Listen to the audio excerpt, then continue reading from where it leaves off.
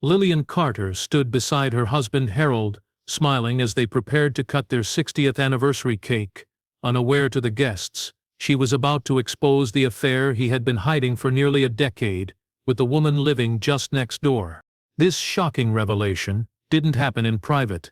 It unfolded in front of family, friends, and neighbors, turning a celebration of lifelong love into one of the most unforgettable betrayals their quiet suburb had ever witnessed. On a sunny June afternoon, the backyard of a modest New Jersey home was transformed into a scene of celebration. Balloons floated in the warm breeze, white roses lined the wooden fence, and a jazz quartet played soft melodies under a tent. Family members, friends, and neighbors filled the yard, gathered to honor a rare milestone, Harold and Lillian Carter's 60th wedding anniversary. Lillian stood near the center of it all, her silver hair curled neatly, wearing a sky-blue dress and a pearl necklace that shimmered gently in the light. Her smile was wide and warm, the kind that belonged to a woman who had spent 6 decades standing beside the same man. Harold, tall and composed, wore a navy suit and a confident grin. The couple looked like the picture of lifelong love. Guests mingled, sipping lemonade and sharing stories about the Carters, how they were always seen walking hand in hand to the corner store, how Harold built Lillian a greenhouse when she retired, how they still sent each other handwritten notes on special days. It was, by all appearances, a perfect marriage and a perfect celebration. At the center of a white-clothed table stood an enormous cake, shaped like a heart, decorated with gold flowers and the words, 60 years of love. Camera phones flashed. Grandchildren ran around laughing. A slideshow played on a screen, showing black and white photos of their wedding day, family vacations, and holidays spent together. But beneath the carefully planned decor and smiling faces, something was deeply wrong. Lillian had planned every detail of the party, not out of joy, but with a purpose. The months leading up to the event had been filled with growing suspicion and quiet suffering. She had learned something no wife should ever have to learn, especially after 60 years of loyalty. Her husband had been unfaithful, and not with a stranger or someone from a distant past. The other woman lived just a few steps away. Despite the pain, Lillian hadn't confronted Harold immediately. She hadn't screamed or broken down. Instead, she went quiet. She watched. She took notes. She pretended everything was normal. For months, she played the part of the loving, aging wife. Even as her heart quietly shattered, she cooked dinner, made small talk, and even held Harold's hand in public. But every smile she gave hid 1,000 questions, and every passing day brought her closer to the moment she would finally reveal the truth. The anniversary party was her stage. Everyone important would be there. The family, the neighbors, even the woman Harold had betrayed her with. Lillian didn't want revenge. She wanted the truth to come out where it would matter most, among the people who had always believed in their story. She knew that once she exposed the lie, the perfect image of their marriage would crumble. And as she stood in front of the cake with the knife in her hand, she was not just cutting into dessert, she was preparing to slice through 60 years of illusion. The Carter home was nestled in a quiet cul-de-sac, the kind of neighborhood where everyone waved from their driveways and borrowed sugar from next door. For nearly 4 decades, Lillian and Harold had lived there without incident. Their next-door neighbor, Jenna Parker, had moved in about 10 years earlier.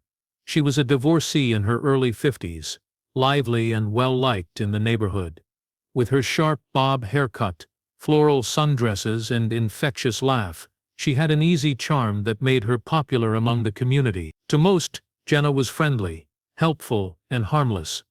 To Lillian, over time, she became something else entirely. It started with small things too small to speak of at first.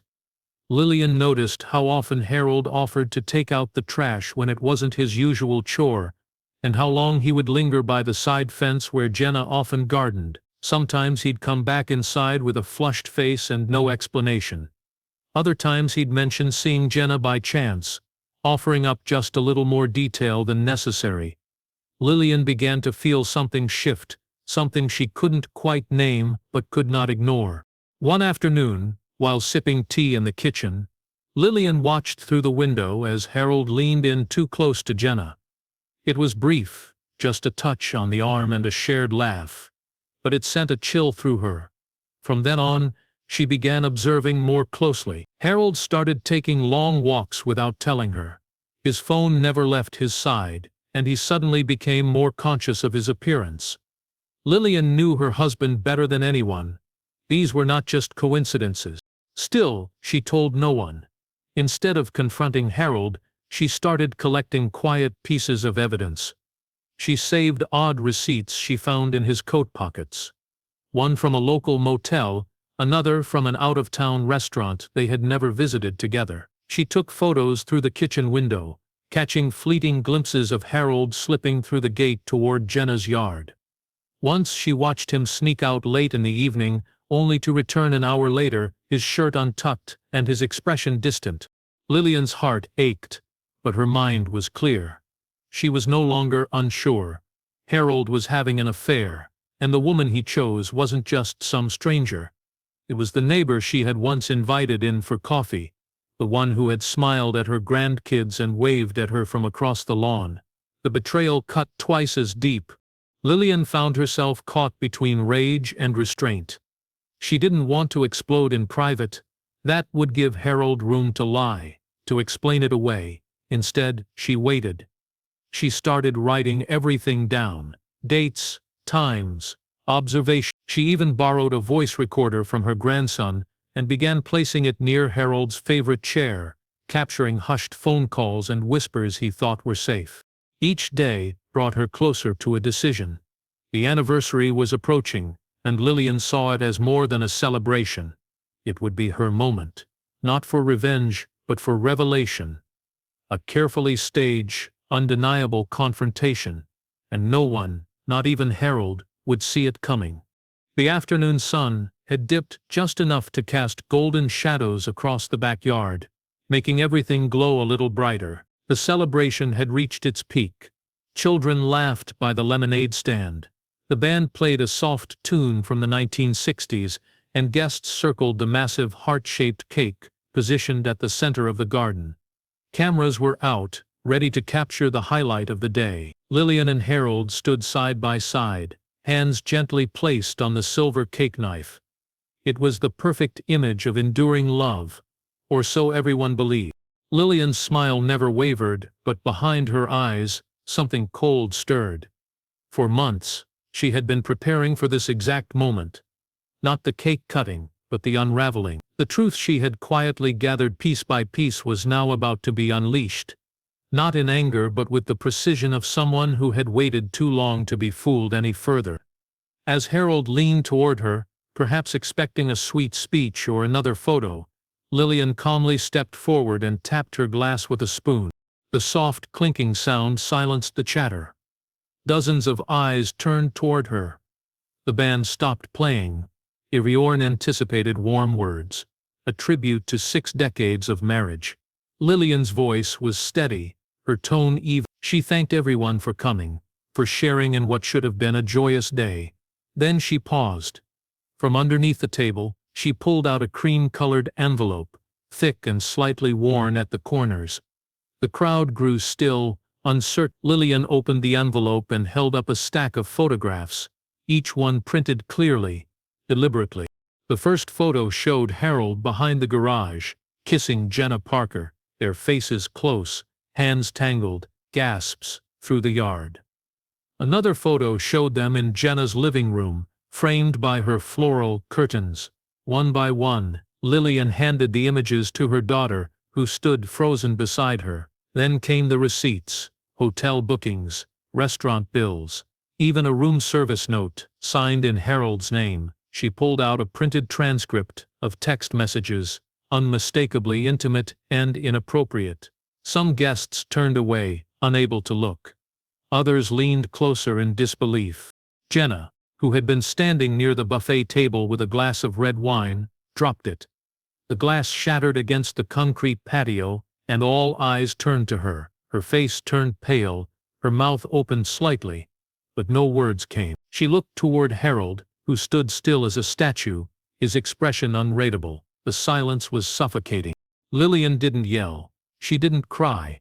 Instead, she turned back to the cake, placed her hand once again on the knife, and sliced into it cleanly, her posture calm and deliberate. The camera flashes resumed, this time not to capture joy but a scandal, one that would ripple through the neighborhood for years. In that moment, Lillian didn't just cut the cake, she cut through 60 years of lies and handed the truth to everyone who had once believed in their love. The backyard, once filled with laughter and music, now echoed with stunned silence. Conversations halted. Forks hovers mid-air. The scent of roses and frosting hung heavy as people turned their gazes from Lillian's calm composure to the chaos unraveling near the buffet table. Jenna stood frozen, shards of glass at her feet, her once confident smile replaced by a trembling uncertainty. She opened her mouth to speak, but no words came, only the faint sound of her breath catching as the weight of exposure settled on her shoulders. The crowd instinctively parted around her, eyes filled with disbelief and confusion. Some stared at her with pity, others with disgust. A few looked toward Harold, perhaps hoping for some kind of explanation, an admission, a denial, anything to make sense of the moment. But Harold offered none. He remained silent, his face pale, his jaw clenched. For a man who had always been in control of his image, this sudden collapse of dignity was paralyzing. Then, Jenna found her voice. Weak, shaky, but loud enough to cut through the silence. She denied everything, said the photos were fake, edited, claimed someone had set her up. Her accusations shifted quickly from denial to blame. Blame on Lillian's age, on her memory, even suggesting mental instability. Her voice grew louder, more desperate, echoing against the fence and bouncing off stunned guests. But no one was buying it. Not anymore. Lillian remained still, not reacting to the outburst. She didn't need to. She had brought more than just printed evidence.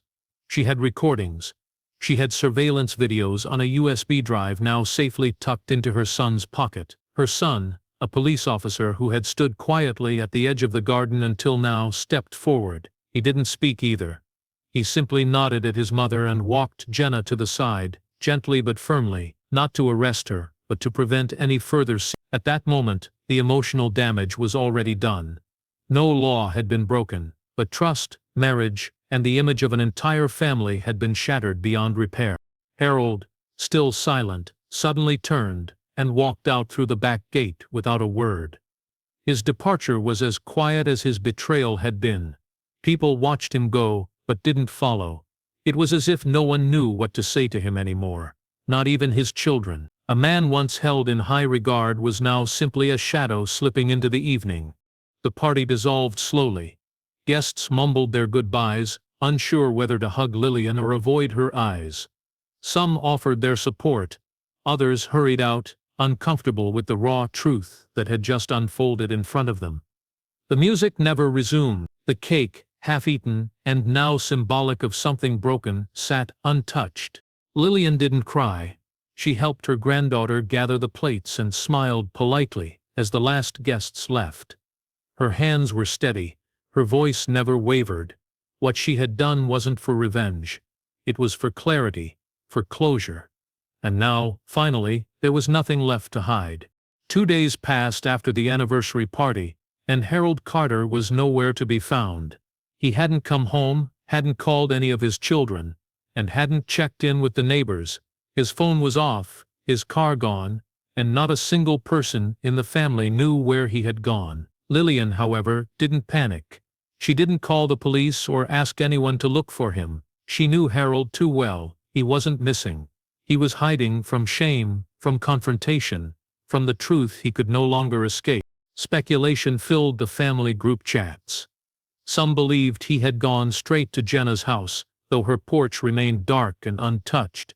Others whispered that he had driven to the lake where he used to take the grandchildren fishing. His daughter even suggested he might have checked into a motel to avoid the media attention that had started to build. A neighbor had posted about the incident online, and it quickly spread beyond the cul-de-sac. The Carters, once admired as the golden couple of the community, were now the center of a scandal. Lillian read every word without emotion. She had nothing to hide. She had given the truth to the world. Late on the second night, just after midnight, Lillian heard the front door creak open. She didn't get up. From her room, she listened to the soft sound of footsteps moving across the hallway carpet. A few minutes later, the door to the guest bedroom closed. In the morning, she found Harold sitting at the kitchen table. His jacket was gone, and his face looked 10 years older. His eyes were red, not from crying, but from exhaustion. Between them sat only silence and a plate of dry toast. Eventually, Harold began to talk. He confessed everything, not just the affair, but how long it had gone on. 8 years, he said. It started when he had heart surgery, and felt weakened, less like a man. Jenna had listened to him, flattered him, made him feel seen in a way he claimed Lillian hadn't. It wasn't love, he said. It was comfort, a coward's escape from reality. He told her he had always planned to stop, that he never meant to hurt her. But the words sounded hollow, and even he seemed to know it. Lillian listened without interrupting. She didn't shout. She didn't ask questions. When he finished, she reached into a drawer and pulled out a folder. Inside were divorce papers she had prepared a year ago, when she first confirmed the affair. She placed them in front of him and walked away. The conversation was over. 2 nights later, Harold suffered a stroke. He collapsed in the hallway, unable to speak. Paramedics rushed him to the hospital. The children arrived within hours, frantic and confused. Lillian sat beside his hospital bed, silent once more. When the nurse asked if she was there out of love, she answered softly, "No, I'm here for closure." Harold never spoke again, and Lillian never looked back. The days after Harold's stroke moved slowly, filled with quiet hospital visits, muted conversations, and the hum of missions that monitored a life hanging between consciousness and oblivion. Harold survived, but he would never return to who he once was. The stroke had taken his speech, much of his movement, and whatever control he had once possessed over the carefully constructed image he had worn for decades. The man who had once stood proudly at the center of attention during community events now spent his days in a wheelchair, staring out of a window in a care facility just outside town. His family visited less and less, and Jenna Parker was never seen there at all. Jenna, after the party's public unraveling, packed her things and left the neighborhood within weeks. Her home, once blooming with flowers and the scent of fresh bread, became empty and silent. For sale signs went up quickly. The neighbors avoided discussing her directly, though whispers still passed between hedges and at grocery stores. Some believed she had moved across the state. Others said she'd fled to stay with a sister, trying to outrun the shame. But no one missed her. Her once friendly waves and neighborly charm had become symbols of betrayal. The community quietly erased her. The Carter home stood still for a while, frozen in the aftermath. Photos were taken down, boxes were packed. Lillian moved out 3 months later, choosing to live with her daughter in a quieter neighborhood, where no one looked at her with pity or whispered behind her back. She left behind the house she had made a home, but she didn't carry sorrow with her. She had spent decades building a life around someone she thought she knew. That illusion was gone, and in its place, she found something unexpected: peace. She took up reading again, spent time in her daughter's garden, and joined a weekly women's group at the local library. When people asked her about Harold, she didn't speak with bitterness. She simply said, "That chapter's closed." Her story, though painful, became a quiet inspiration to others.